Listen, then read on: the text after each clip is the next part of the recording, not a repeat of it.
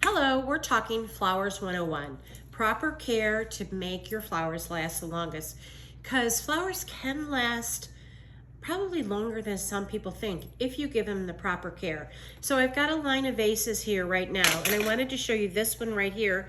When I was putting the hydrangea in, one broke off, and so I need to take it out of there because that will discolor the water. The other really important feature is make sure your vases are really clean. Just any bit of bacteria still left in the water will make your flowers not last as long. Another key point is make sure your vase is filled to the top. Whoops. People are so surprised that you need the vase filled to the top because flowers will take up water a bit through their stems, some more than others. And when I'm at home and I'm arranging flowers and I've taken home a bundle such as this, I just line up a couple vases like this. So that when you have bits and pieces, you end up filling lots of different vases. You don't have to do just the one. Another really, probably the most important, is cutting flowers. Granted, this is just a stem, but it's a good way to practice. You just want to get a nice angled cut. What you don't want to do is you don't want to bend it like that. You don't want to use scissors. So just practicing, you don't want to saw either. Some people will try and cut straight across. That doesn't work. So just an angle. Some people go against this way, that works. I tend to cut towards me. Hydrangeas, really the most important thing is a really good cut. Make sure you're opening it up and not smashing it. You don't want the foliage in the water, but something like that where you just have the pretty leaves kind of bustling around the flowers is beautiful. Rose, one of my favorite flowers. This is the Hot Paris. I love it. I love a rose when you look right down on it. They can be very lasting. So in the arrangement, I'm giving it a fresh cut. I'm just popping it in. The hydrangeas will be almost a secure form to arrange right into. Look how the rose just stands up like that.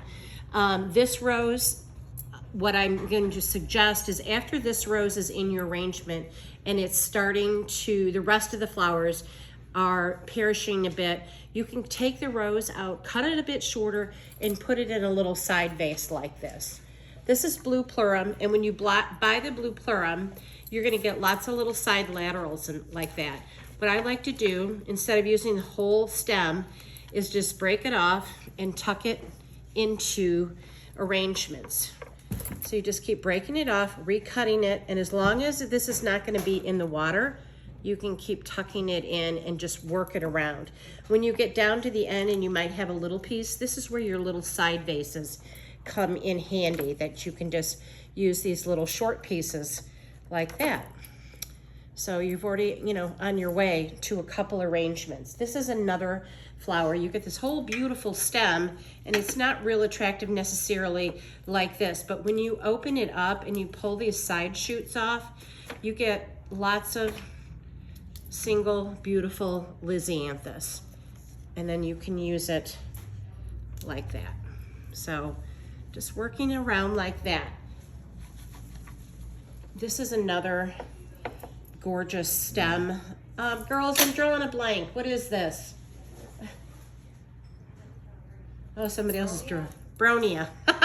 So I just took a little piece off the bottom, stripped it, cut it, and tucked it in, because eventually I want to use this tall piece, but all these little side shoots are just so valuable. And again, you cut off the stem, cut it, and you will end up with so many different vases filled for your house versus the one. Snapdragons. These are so gorgeous right now. They're local, they're just full of blossoms, love them. So as the flower ages, this flower is going to die off first. So you're just gonna pick that off. And as they perish, you're just gonna pick them up. Eventually you'll end up with about this much, but these probably will continue to open. So just keep working with your flowers. Once you put them in the vase, you're not done arranging and working with them.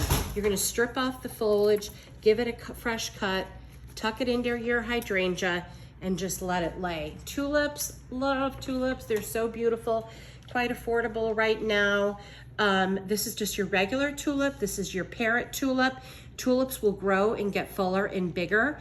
But again, good fresh cut, and then tuck them in. I'm really not watching this arrangement very much, so I can't tell how it looks from your side, but I just want to show you how you can just plunk it in.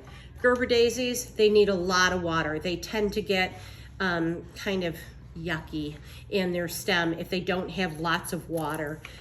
So you want to make sure they have lots of water, not crammed in the vase. Very professional term. Let's see, Lisianthus, love these. This is not Lisianthus, this is Larkspur, I apologize. But this was a really big stem that I just broke down and tucking it in. The other little side pieces are right here. Let's see, Freesia, that's another one that this flower will perish first and these buds will open. Fresh recut and into the vase. So you can see how bits and pieces can make a couple arrangements. Clean water. The other thing you want to do is change your water out. So as the water is a couple days old, it might get kind of dirty. So you're going to leave your flowers in like that, dump it in your sink, and then fill your vase again. If the water, when you refill your vase, looks a little dirty, do that one more time. Being a little messy here with the water. But fresh water, fresh cut, clean water, clean vases, and great flowers bought from 101. You will have flowers all summer.